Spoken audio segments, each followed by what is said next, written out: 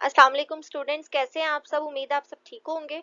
हमने इस लेक्चर 1 के अंदर चैप्टर नंबर 3 को डिस्कस करना है। चैप्टर नंबर 3 आपके पास क्या है? Average of first order. Average of first order के अंदर हमने क्या क्या पढ़ा था? तीन चीजें हमने इसके अंदर डिस्कस की थी। नंबर 1 हमने अरिथमेटिक मीन पढ़ा था, नंबर 2 हमने मोड पढ़ा था और नंबर 3 हमने मीडियन पढ़ा था। फर्स्ट ऑफ ऑल हमारे पास अरिथमेटिक मीन क्या होता है? Arithmetic mean is quotient of sum of all values of given data and number of values of the data। क्या होता है कि आप सारी की सारी वैल्यूज को सम करते हो और डिवाइड कर देते हो टोटल ऑब्जर्वेशंस पे, तो आपके पास क्या निकल आता है? अरिथमेटिक मीन निकल आता है। सो अरिथमेटिक मीन का आपके पास फॉर्मूलाज है। यहाँ पे तीन तरह के आपको पता है मेथड्स होते हैं हमारे पास अरिथमेटिक मीन के। पहला मेथड होता है डायरेक्ट मेथड, दूसरा होता है कोडिंग मेथड और थर्ड होता है मेथड ऑफ स्टेप डेविएशन। अगर आप बात करते हो डायरेक्ट मेथड की, तो डायरेक्ट मेथड का हमारे पास क्या फॉर्मूला होता है? X bar is equal to sigma x over n in ungroup data. Group में अगर आप बात करो तो sigma f x over sigma F होता है। फिर आप सेकंड मेथड की बात करते हो कोडिंग मेथड में, तो कोडिंग में क्या फॉर्मूला होता है? A plus sigma D over N, और ग्रुप में क्या होता है? A plus sigma F D over sigma F होता है। और थर्ड मेथड आपके पास है मेथड ऑफ स्टेप डेविएशन। वो फॉर्मूला आपके पास क्या होता है? A plus sigma U over N multiply by C, और ग्रुप में क्या होता है? A plus sigma F U divided by sigma F multiply by सी होता है आपके पास। तो ये हमारे पास सारे फॉर्मूलाज है अरिथमेटिक मीन को एक्सप्लेन करने के। अब हमारे पास एग्जांपल नंबर 1 है। एग्जांपल नंबर 1 में हमें क्या कहता है? The marks obtained by 10 students of first year in subject of statistics are 75, 62, 58, 50, 72, 65, 60, 70, 55 and 73। कहते हैं calculate their mean score. Mean score का मतलब है आपने एक्स बार निकालना है। सो एक्स बार कैसे निकलेगा? आप सारी की सारी वैल्यूज को क्या करोगे? प्लस करोगे और डिवाइड कर दोगे टोटल नंबर ऑफ ऑब्जर्वेशन में, तो आपके पास क्या निकल आएगा? एक्स बार निकल आएगा। सो ये हमारे पास एग्जांपल है अनग्रुप की फर्स्ट मेथड के लिहाज से। फिर एग्जांपल नंबर 2 में आ जाते हैं। एग्जांपल नंबर 2 आपको पता है ग्रुप के लिहाज से एग्जांपल है। उसमें भी वो कहता है calculate the M of the students weight. आपके पास वेट्स मौजूद हैं। वेट्स जो है आपके पास ग्रुप के लिहाज से। कैसे पता चला? क्योंकि आपके पास ये सीबी है या क्लासेस हो तो हमारे पास ग्रुप के लिहाज से डाटा होता है, और स्टूडेंट्स मतलब आपके पास फ्रीक्वेंसी मौजूद है। ये आपके पास इसका क्वेश्चन है। उसके बाद नेक्स्ट पेज पे आपके पास सोल्यूशन सॉल्व किया गया है। एफ मौजूद है, ग्रुप्स आपके पास जो है सीबी है। आप क्या निकालोगे? एक्स निकालोगे। एक्स कैसे निकालते हैं? आप ग्रुप्स जो आपके पास मौजूद है उनको आपस में प्लस करते जाओगे, डिवाइड करते जाओगे 2 पे, तो आपके पास क्या निकल आता है? एक्स निकल आता है। और उसके बाद आपने एफ एक्स का कॉलम बनाना है, तो एफ को मल्टीप्लाई करोगे एक्स से, तो आपके पास एफ एक्स का कॉलम कंस्ट्रक्ट हो जाएगा। जो इसका सम अप आएगा उसको आप फॉर्मूला में पुट करोगे sigma f x over sigma F वाले फॉर्मूला में, तो आपका आंसर आ जाएगा 112.47। देन आपके पास एग्जांपल नंबर 3 है, जो आपके पास इनडायरेक्ट मेथड की यानी कि कोडिंग मेथड जो सेकंड मेथड है उसकी अनग्रुप के लिहाज से। आपने डाटा इस्तेमाल करना है एग्जांपल 1 वाला। यहाँ पर उसने x लिखे हुए हैं। अब आपको पता है d कैसे निकलता है? जब आप x को माइनस करते हो किसी भी एज्यूम वैल्यू से, तो आपके पास क्या निकल आता है? d निकल आता है। तो x में से आप कोई भी वैल्यू पिक करोगे और उसको d के a के तौर पे इस्तेमाल करोगे, d निकालोगे x माइनस a के लिहाज से। फिर यहाँ से आपके पास टोटल सिग्मा डी आ जाएगा।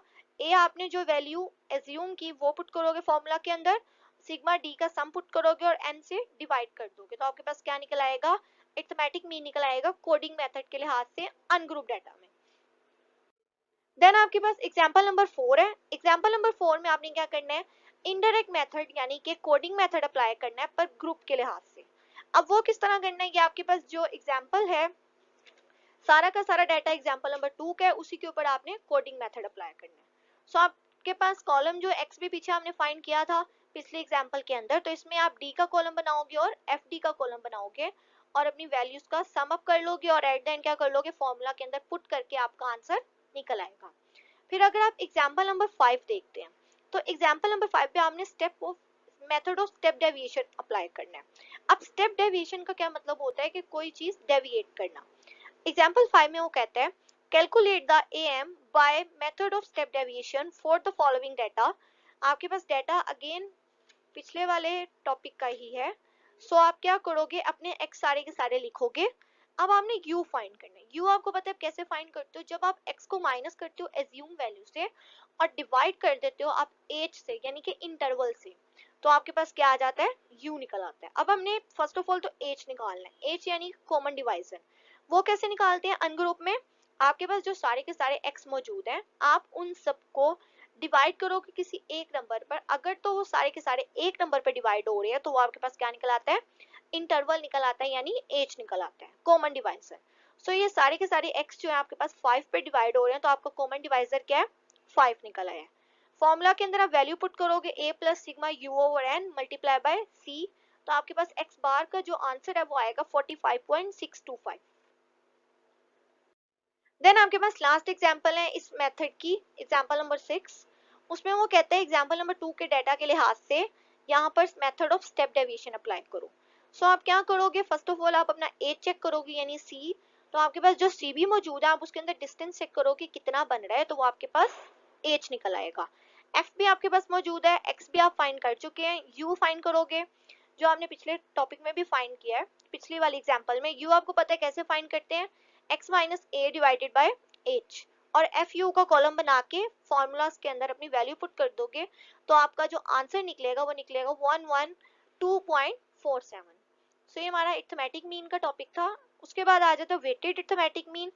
वेटेड अरिथमेटिक मीन की यहाँ पर डेफिनेशन भी हाईलाइट की गई है। Weighted arithmetic mean thus arithmetic mean computed for different items by considering relative importance of each item, it is called weighted arithmetic mean।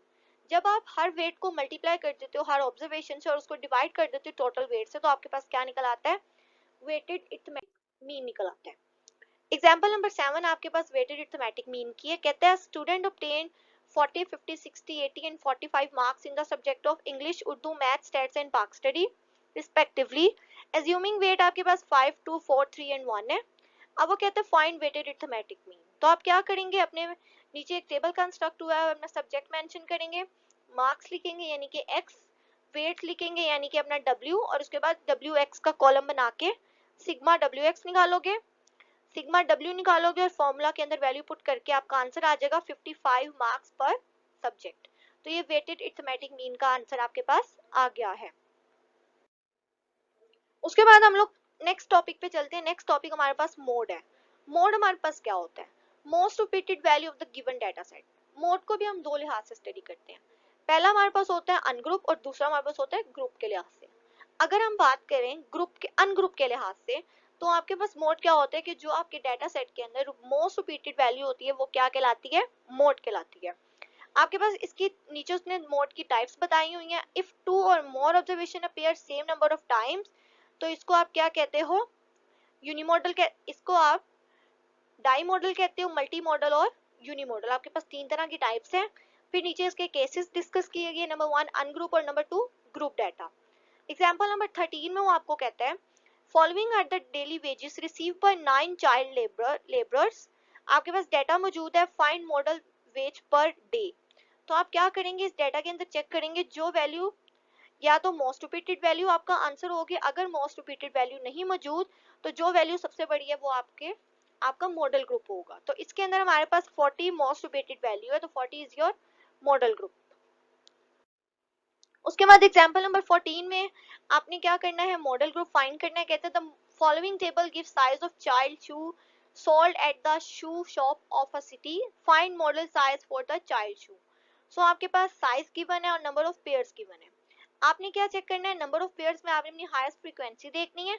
Highest frequency जो है उसके सामने जो ग्रुप है वो आपका क्या कहलाएगा, मॉडल ग्रुप कहलाएगा। सो ये हमारे पास अनग्रुप के लिहाज से आपके पास मॉडल ग्रुप फाइंड आउट हो जाएगा। उसके बाद हमारे पास ग्रुप डेटा के लिहाज से हमारे पास मॉडल ग्रुप मोड आप किस तरह निकालते हैं, फॉर्मूला आपके पास होता है x head is equal to l plus fm minus f1 divided by fm minus f1 plus fm minus f2 multiply by h। l हमारे पास क्या होता है, लोअर क्लास बाउंड्री। fm हमारे पास होता है जो मॉडल ग्रुप है उसकी फ्रीक्वेंसी को आप fm कहते हैं। f1 क्या होता है, जो आपके पास ऊपर वाली फ्रीक्वेंसी है, जो आपका मॉडल ग्रुप है उससे ऊपर वाली फ्रीक्वेंसी, और f2 क्या होता है, नीचे वाली फ्रीक्वेंसी। एज आपका साइज इंटरवल है। सो एग्जांपल नंबर 15 में वो आपको कहते हैं time taken by different machine operators to produce same product is given in following table, find mode of the distribution. So आपके पास टाइम मौजूद है और ऑपरेटर्स मौजूद है। टाइम आपके पास क्या है, सीबी है या क्लासेस, पहले आप ये चेक करेंगे। अगर आपके पास डाटा के अंदर कोई इंटरवल नहीं आ रहा तो इसका मतलब ये क्या होगी, सीबी होगी। लेकिन अगर इंटरवल एक का भी गैप आता है तो वो क्या होगा, क्लासेस होंगी। तो आपके पास इस डाटा में सीबी मौजूद है और ऑपरेटर आपके पास फ्रीक्वेंसी है। सो आपके पास नेक्स्ट पेज पर इसका सोल्यूशन सॉल्व किया गया है। फर्स्ट ऑफ ऑल आपने चेक क्या करना है, अपनी फ्रीक्वेंसी के अंदर देखना है कि हाईएस्ट फ्रीक्वेंसी कौन सी है। तो थर्ड वाला जो आपके पास कॉलम है, थर्ड आपके पास 40 है, तो इसका मतलब 40 वाला जो आपकी रो है वो आपके पास मॉडल ग्रुप है। सो इसके अंदर 20 आपके पास लोअर क्लास बाउंड्री है, एफएम आपके पास 40 है, F1 आपके पास 20 है और F2 आपके पास 25 है। आप क्या करोगे, फिर इन सारे डाटा को पुट कर दोगे फॉर्मूला के अंदर तो आपके पास क्या निकल आएगा, मोड निकल आएगा। इसी तरह एग्जांपल नंबर 16 में भी आपने मोड फाइंड करना है, लेकिन उसके अंदर आपके पास सीबी मौजूद नहीं है, आपके पास क्लासेस मौजूद है। सो आप क्या करोगे, लेफ्ट साइड पर 0.5 माइनस कर दोगे और राइट साइड पर 0.5 प्लस करते जाओगे तो आपके पास क्या निकलती आएंगी, सीबी निकल आएगी। और उसके बाद अगेन आप चेक करोगे फ्रीक्वेंसी के अंदर जो हाईएस्ट फ्रीक्वेंसी होगी वो आपका मॉडल ग्रुप होगा। तो इसके अंदर 80 आपकी हाईएस्ट फ्रीक्वेंसी है, तो इसका मतलब एफएम आपके पास 80 है, F1 आपके पास 65 है, F2 आपके पास 51 है और जो आपके पास L है वो 119.5 है और H आपके पास 10 है। सो आप फॉर्मूला में वैल्यू पुट करोगे तो आपके पास मोड का आंसर आ जाएगा।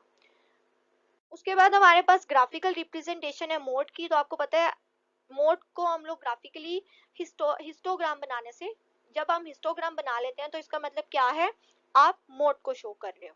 सो जो आपके ग्रुप्स हैं वो आ जाएंगे एक्स पर, एक्स एक्सिस पर, और जो आपके पास फ्रीक्वेंसी है वो आ जाएगी वाई पर, और आप यहाँ पर हिस्टोग्राम ड्रॉ कर लोगे अकॉर्डिंग टू योर डाटा। ये हमारे पास ग्राफिकल रिप्रेजेंटेशन है और मोड की। देन हमारे पास आ जाता है mode for non quantitative data. इसका क्या मतलब है कि हमने मोड फाइंड करना है इंस्पेक्शन मेथड के लिहाज से। अब जब आप बात करते हैं इंस्पेक्शन मेथड, इंस्पेक्शन मेथड क्या होता है कि आपके पास दो तरह का डाटा मौजूद होता है। First of all example number 18 में अगर आप देखें आपके पास कुछ ग्रेड्स मौजूद हैं। तो ग्रेड्स जो है ये शो करें इंस्पेक्शन मेथड को। आप क्या करोगे, ग्रेड्स लिखोगे अपने टेबल के अंदर और स्टूडेंट्स के नंबर्स लिखोगे, और जो सबसे ज्यादा हाईएस्ट रेंज होगी वो आपके पास क्या होगा, मॉडल ग्रुप होगा। सो इस एग्जांपल के अंदर आपके पास जो हाईएस्ट फ्रीक्वेंसी वो 5 है, तो 5 के सामने बी ग्रुप है तो इसका मतलब बी आपके पास जो ग्रेड है वो आपका मॉडल ग्रुप कहलाएगा। So this is the example, ये आपके पास एग्जांपल है इंस्पेक्शन मेथड के लिहाज से मोड के अंदर। उसके बाद आपके पास आ जाता है मीडियन। अब हमारे पास मीडियन क्या होता है, ये हमारा लास्ट टॉपिक है मीडियन। मीडियन वो कहते हैं, median is the exact central value और observation of N array data. Median क्या होता है, आपके पास जो सेंट्रल वैल्यू होती है उसको आप क्या कहते हो, मीडियन कहते हो। अब मीडियन को भी आप दो लिहाज से स्टडी करते हो, अनग्रुप के लिहाज से और ग्रुप के लिहाज से। अगर हम बात करते हैं अनग्रुप के लिहाज से तो आपके पास फॉर्मूला क्या होता है, the value of n+1/2 the observation या terms in an array data. Example number 19 है, वो कहता है number of brothers and sisters of students of a class noted below, find median number of brother and sister. आपके पास data मौजूद है। So आप क्या करोगे, फर्स्ट ऑफ ऑल हमने डाटा को अरेंज करोगे। अरेंज करना अब आपकी मर्जी, आप असेंडिंग में करो या डिसेंडिंग में करो, बट ज्यादातर हम लोग असेंडिंग में डाटा को अरेंज करते हैं। उसके बाद आप वैल्यूज पुट करोगे अपने फॉर्मूला के अंदर। तो आपके पास जो ऑब्जर्वेशन आ रही है 11+1/2, तो आपका आंसर आता है 6 ऑब्जर्वेशन। तो क्लियरली आपके डाटा के अंदर पता चल रहा है कि 6 नंबर पे आपके पास 4 है, तो 4 आपका क्या है, मीडियन ग्रुप है। लेकिन एग्जाम्पल नंबर 20 में अगर आप देखें तो आपके पास जब आप ये फॉर्मूला अप्लाई कर लेते हैं तो आपके पास आंसर आता है 6.5। अब 6.5 के लिहाज से आप अपनी ऑब्जर्वेशन को नहीं एग्जामिन कर सकते कि आपका आंसर क्या होगा। सो आप क्या करोगे, एक नया फॉर्मूला आप यहाँ पर अप्लाई करते हैं। आपके पास 6.5 टर्म है, तो आप क्या करोगे, 6 टर्म को पिक करोगे और 7 टर्म को पिक करोगे। अब आपके पास ऊपर वाली ऑब्जर्वेशन में 6 नंबर पर जो टर्म आ रही है वो आपके पास आती है 77। 7 नंबर पे टर्म आपके पास आ रही है 77 और 6 पे आती है 70। तो आप क्या करोगे, 77 प्लस 0.5 इंटू 80 माइनस 77। सो आपका आंसर जो आएगा वो आपके पास आता है 78.5 आ जाता है। सो इसका मतलब आपकी जो मीडियन ग्रुप है वो क्या आया, 78.5 आ गया। एग्जाम्पल नंबर 21 जो आपके पास इंस्पेक्शन मेथड की है मीडियन ग्रुप में, वो आपको पता है आप किस तरह फाइंड आउट करते हैं। मीडियन ग्रुप में इंस्पेक्शन मेथड आपको कम्युलेटिव फ्रीक्वेंसी की रिक्वायरमेंट होती है। तो आपके पास इंस्पेक्शन मेथड में डिफरेंस क्या है मीडियन और मोड में, कि मीडियन में आपके पास आपको कम्युलेटिव फ्रीक्वेंसी लाजमी निकालनी पड़ती है, लेकिन मोड में आपको कम्युलेटिव फ्रीक्वेंसी नहीं निकालनी पड़ती। उसके बाद आ जाता है median for group data. Group data का क्या फॉर्मूला है, L plus H over F into N over two minus C. अब मीडियन निकालने का क्या तरीका है ग्रुप डाटा में, सबसे पहले आप निकालते हो n बाय 2 निकालते हो। एग्जाम्पल नंबर 22 में अगर आप देखें तो वो आपको कह रहा है find median for the following age distribution of the employ of a large establishment. आपके पास एजेस मौजूद हैं और आपके पास नंबर ऑफ एम्प्लॉय मौजूद है। अब सबसे पहले तो आप इस डाटा को एक टेबल में कन्वर्ट करोगे। सो आपने अपने डाटा को टेबल में कन्वर्ट किया, आपने अपनी एजेस लिखी और नंबर ऑफ एम्प्लॉयज लिखे। अब नंबर ऑफ एम्प्लॉय आपके पास क्या है, फ्रीक्वेंसी है। फ्रीक्वेंसी से आप क्या फाइंड आउट करोगे, कम्युलेटिव फ्रीक्वेंसी फाइंड करोगे। कम्युलेटिव फ्रीक्वेंसी जो आपके पास ऑलरेडी आपको पता है आप कैसे निकालते हैं, फर्स्ट वैसे लिख देते हैं और अगली में आप प्लस करते जाते हो, हर टर्म को प्लस करते जाओगे। उसके बाद आपने जो n बाई 2 निकाला है उसको चेक करना है अपनी कम्युलेटिव फ्रीक्वेंसी में कौन से ग्रुप में वो आपकी ऑब्जर्वेशन लाई कर रही है। सो इस एग्जांपल में 260 पे आपकी ऑब्जर्वेशन लाई कर रही है, तो 260 वाला आप पूरी रो मार्क कर लोगे और ये आपकी क्या होगी, मीडियन ग्रुप होगा। यहाँ पर L आपके पास 35 होगा, एज आपके पास जो होगा 5 होगा, F आपके पास 112 होगा और C आपके पास क्या होगा, जो आपका मीडियन ग्रुप है उससे ऊपर वाली कम्युलेटिव फ्रीक्वेंसी आपकी C कहलाएगी। फॉर्मूला के अंदर वैल्यू पुट करेंगे तो आपका आंसर आ जाएगा। एग्जाम्पल 23 में अगेन आपने मीडियन निकालना है। उसके बाद इसका सोल्यूशन मौजूद है नेक्स्ट पेज पे, वो आप लोग खुद सॉल्व करेंगे। मीडियन की वैल्यूज आपने पुट करनी है डाटा के अंदर और आपके पास मीडियन निकल आएगा, जो आपके पास आया 287 निकला। देन आपके पास median for non quantitative data, again inspection method जो मैंने पीछे भी एक्सप्लेन कर दिया है। इसमें आपने क्या करना है, अपने ग्रेड्स लिखेंगे, फ्रीक्वेंसी लिखेंगे और अपनी CF निकाल लेंगे। CF निकालने के बाद उसके अंदर आप चेक करेंगे जो आपकी हाईएस्ट CF होगी वो आपका क्या होगा, मीडियन ग्रुप होगा। ये मैं और फॉर्मूला यूज करेंगे n+1 ओवर 2 दी ऑब्जर्वेशन। ये फॉर्मूला आप अनग्रुप में भी इस्तेमाल करोगे और इंस्पेक्शन मेथड के अंदर भी इस्तेमाल करोगे। देन हमारे पास कुछ इंपेरिकल रिलेशंस हैं। फर्स्ट इंपेरिकल रिलेशन आ जाता है सिमेट्रिकल डिस्ट्रीब्यूशन। सिमेट्रिकल में क्या होता है कि मीन मीडियन मोड आपस में तीनों बराबर होते हैं, यानी कि इनकी टेल जो होती है कर्व इनकी सेम टू सेम होती है। सेकेंड हमारे पास आ जाता है सिक्यू पॉजिटिवली और नेगेटिवली। आपके पास पॉजिटिव में क्या होता है कि जो मीन होता है वो ग्रेटर देन होता है मीडियन से, मीडियन ग्रेटर देन होता है मोड से। लेकिन अगर आप बात करते हो नेगेटिव की तो आपके पास मीन लेस देन होता है मीडियन के और मीडियन लेस देन होता है मोड के। तो एग्जांपल नंबर 26 में आपको कहता है for a symmetrical distribution mean आपके पास 20 है, मीडियन 20 है। अब वो कह रहे हैं सिमेट्रिकल, सिमेट्रिकल का क्या मतलब होता है कि तीनों आपस में बराबर होते हैं, तो ऑब्वियसली सी बात है मोड भी आपका 20 ही होगा। तो यहाँ पर सिमेट्रिकल डिस्ट्रीब्यूशन अप्लाई की जा रही है। और लास्ट वन जो हमारे पास 27 एग्जांपल है उसके अंदर वो कहता है for a moderately secure distribution the mean आपके पास 16 है, मीडियन आपके पास 20 है। वो कहता है फाइंड मोड। तो आप क्या करोगे, फॉर्मूला यूज करोगे, mode is equal to 3 median minus 2 mean, values put करोगे और आपके पास मोड का आंसर आ जाएगा। नीचे कुछ क्वालिटीज हैं, ये इंपॉर्टेंट शॉर्ट क्वेश्चन है तो आपने अच्छे तरीके से प्रिपेयर करना है। आपके पास average desirable qualities of a good average है। सो ये हमारा आज का लेक्चर था mean median and mode complete chapter number 3। तो इसको आप प्रिपेयर कर लीजिएगा, बहुत इंपॉर्टेंट चैप्टर है। Thank you.